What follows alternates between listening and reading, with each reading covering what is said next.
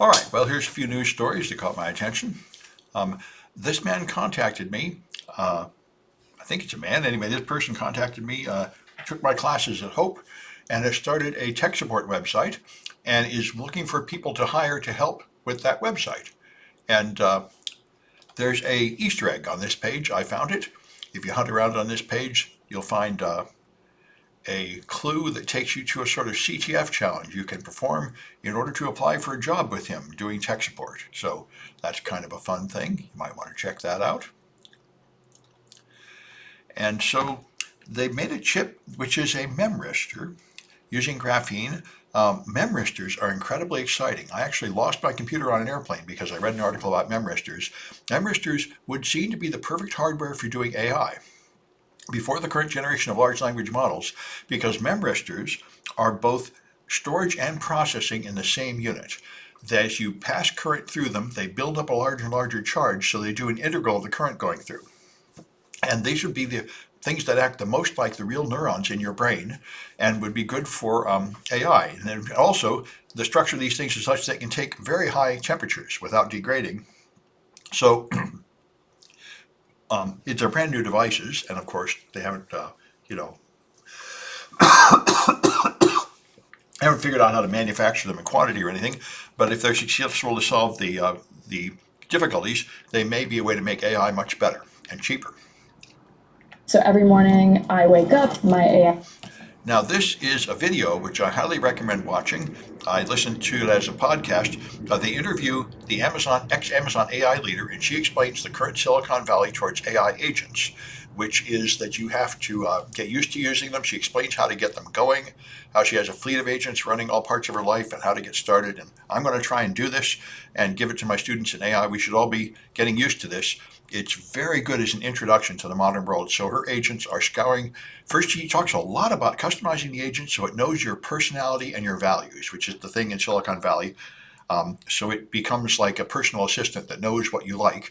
Then it's supposed to have one agent that reads all your email and decides what's important and reminds you of things that need to be taken care of.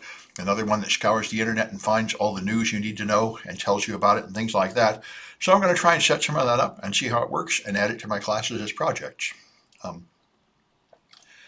all right. This is an interesting article. Let's see if I can get rid of this garbage. Explaining what they're going to do now. Now, because of AI, attackers now exploit vulnerabilities very rapidly and spread very rapidly through your network, so you don't have time to patch. They say the time between exploiting you and handing you off to another bunch of attackers is now down to a few seconds. So it's very difficult to protect networks, and now what they're talking about is doing proactive cyber, which is the kind of thing companies didn't used to bother with, which is gathering threat intelligence, finding out what the attackers are doing, and just trying to make their job harder before they attack you. And so you do things like try to find out what they're doing, patch your vulnerabilities, help sue people that are putting out products, and things like that. Um, Civil litigation, coordinated takedowns, public exposure of tools, and product hardening.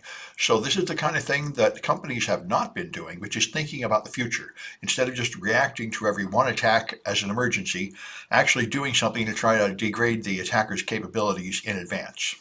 So it sounds like it might be productive. It might also just be nonsense. We'll see what comes of it all. So I was very surprised by this. As you know, there were these gambling markets, which I guess we're supposed to call investment markets now, where you bet on things. And they've been betting on the chance of Trump being removed by the 25th Amendment. And the probability of this, people are betting money on this, and the probability of it happening has risen to 35% in their estimate, which is much higher than I thought. So we'll see. I would have put it at like less than 1% because his cabinet would have to remove him. And his cabinet seems to consist of people that are totally under his control. But anyway, we'll see. And so this is a very common cliche in the business. You find a vulnerability, you can't get the company to care, they won't fix it, and then what do? And one thing you can do is just publicly disclose it. That's what this guy did. He has a Blue Hammer Windows exploit that elevates you to system privileges from a non-administrative user, I think. And he couldn't get Microsoft to care. Microsoft doesn't care much about privilege escalations on Windows. There's quite a few of them they never seem to fix. And so he just leaked it. But he didn't explain how it worked. He said, you figure out how it worked.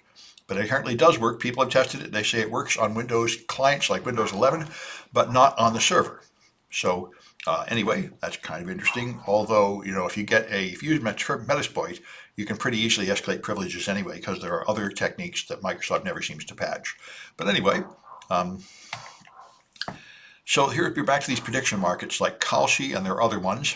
And this one was sued by New Jersey, claiming that betting on sports on this app, you can bet not only on the presidents, but also on sports or anything else. And sports betting has been considered illegal for a long time. So they said you're gambling.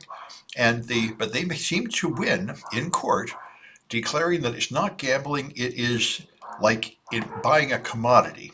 So it's a very strange result. We'll see what comes of this. It does seem, at least in the short run, to legalize these prediction markets. It would also seem like it would legalize all forms of gambling. Anyway, Lord knows what's going on here. But apparently, for the time being, they're saying states do not have any authority to regulate these prediction markets. They're going to be controlled by the Federal Commodity Futures Trading Commission. So we'll see what comes of it. Cryptocurrency is another thing. We've been around for years, but it took many years to decide what is it. Is it currency? Is it a commodity? Is it an investment like stock? What kind of legal framework regulates it? And there have been a lot of lawsuits back and forth. It's been greatly legitimized by the Trump administration. He's been selling his own cryptocurrency coins and putting David Sachs, who is a huge advocate, in charge of cryptocurrency. So they're trying to make it part of the American financial system, legalized and accepted. And it looks like the same fate is going to take place in these prediction markets. They're just going to be legalized and accepted. This is very much like what happened in the 1920s. In the 1920s, they released all the banking regulations and made it looser and looser until people took riskier and riskier bets, until you had a giant crash of the financial system in 1929, and then the Great Depression. And we do seem to be following the same path here, removing all the guardrails out of the financial system. So yes, the ads are not being displayed. Anyway, these guys are not paying. Anyway, the point is, Windows 11 now has sudo. As you probably know, if you use Windows, if you want to run an administrative command on Windows, you have to open an administrator command prompt and put your command in there. And all the commands you put in there are elevated to administrator. And this is pretty dangerous. What's better is to have sudo. You put sudo before a command, and that one command is elevated to administrator after asking for a password. And you have to put sudo before each command you want to elevate. That's how Linux has been doing it.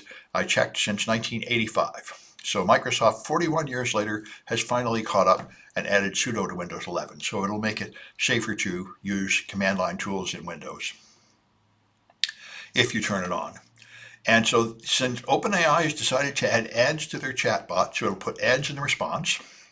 And so the bad guys have jumped up and they made fake browser extensions to block the ads. And the browser extensions, I don't know if they actually block the ads, but what they do is they steal all your chat messages you're sending to OpenAI, which, by the way, is a mighty strange thing to steal. Other malware I've seen does things like steal passwords and cryptocurrency private keys.